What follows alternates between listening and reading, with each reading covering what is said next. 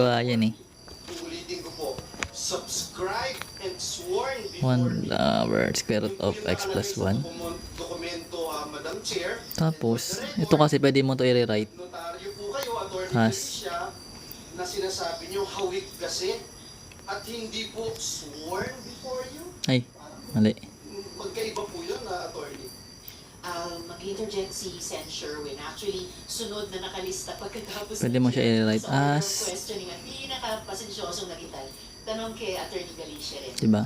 Ngayon, kung gusto mo kunin yung y prime niya ito, magko-quotient rule ka. Ay, quotient, chain rule. So, y prime is equals to negative 1 half times x plus 1. Negative 1 half minus 1 half. Mag-interject si Ay, minus 1. Minus 1 is negative 3 halves Kasi yung nakalagay po times 1.